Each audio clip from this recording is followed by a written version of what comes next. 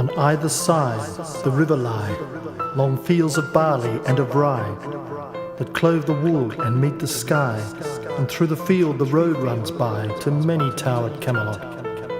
And up and down the people go, gazing where the lilies blow, round an island there below, the island of Shalott.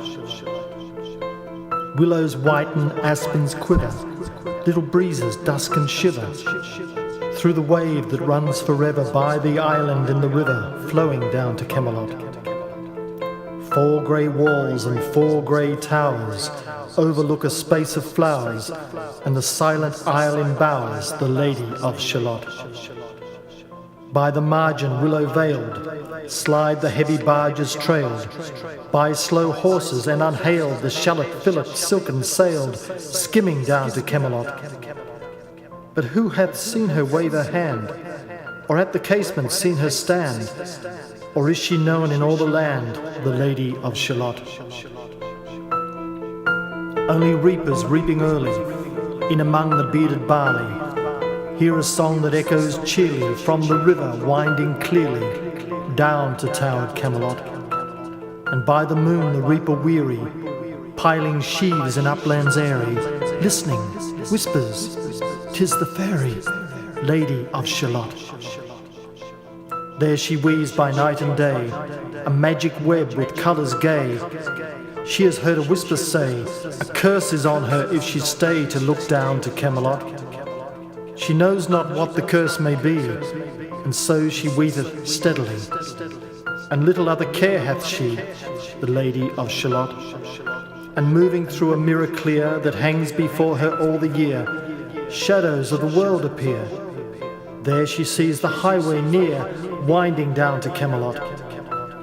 There the river eddy whirls, and there the surly village churls, and the red cloaks of market girls pass onward from Shalott.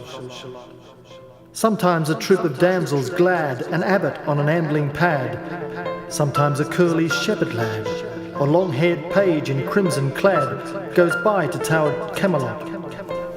And sometimes through the mirror blue, the knights come riding 2 and 2. She hath no loyal knight and true, the Lady of Shalott.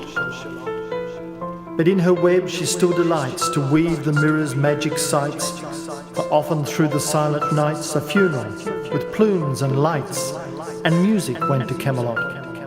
Or when the moon was overhead, came 2 young lovers lately wed. I am half sick of shadows, said the Lady of Shalott. A bowshot from her bower eaves he rode between the barley sheaves. The sun came dazzling through the leaves, and flamed upon the brazen greaves of bold Sir Lancelot. A red-crossed knight forever kneeled to a lady in his shield, that sparkled on the yellow field beside remote Shalott. The gemmy bridle glittered free, like to some branch of stars we see, hung in the golden galaxy. The bridle bells rang merrily as he rode down to Camelot, and from his blazoned baldric slung a mighty silver bugle hung, and as he rode his armour rung beside remote Shalott. All in the blue unclouded weather, thick jewelled shone the saddled leather. The helmet and the helmet feather burned like one burning flame together as he rode down to Camelot. As often through the purple night, below the starry clusters bright, some bearded meteor, trailing light, moves over still Shalott. His broad clear brow in sunlight glowed, on burnished hooves his warhorse trode, from underneath his helmet flowed his coal black curls as on he rode down to Camelot. From the bank and from the river he flashed into the crystal mirror. Tiralira by the river, sang Sir Lancelot. She left the web, she left the loom, she made 3 paces through the room. She saw the water lily bloom, she saw the helmet and the plume. She looked down to Camelot. Out flew the web and floated wide. The mirror cracked from side to side. The curse has come upon me, cried the Lady of Shalott. In the stormy east wind straining, the pale yellow woods were waning, the broad stream in his banks complaining. heavily the low sky raining over towered Camelot. Down she came and found a boat beneath a willow left afloat, and round about the prow she wrote, "The Lady of Shalott." And down the river's dim expanse, like some bold seer in a trance, seeing all his own mischance with a glassy countenance, did she look to Camelot. And at the closing of the day she loosed the chain, and down she lay. The broad stream bore her far away, the Lady of Shalott. Lying robed in snowy white that loosely flew to left and right, the leaves upon her falling light, through the noises of the night she floated down to Camelot. And as the boat head wound along the willowy hills and fields among, they heard her singing her last song, the Lady of Shalott.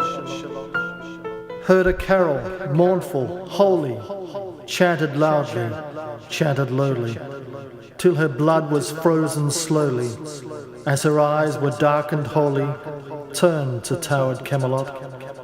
For ere she reached upon the tide the first house by the waterside, singing in her song she died, the Lady of Shalott. Under tower and balcony, by garden wall and gallery, a gleaming shape she floated by, dead pale between the houses high, silent into Camelot. Out upon the wharves they came, knight and burgher, lord and dame, and round the prow they read her name, the Lady of Shalott. Who is this, and what is here? And in the lighted palace near died the sound of royal cheer, and they crossed themselves for fear, all the knights at Camelot. But Lancelot mused a little space. He said, "She has a lovely face. God in his mercy lend her grace, the Lady of Shalott."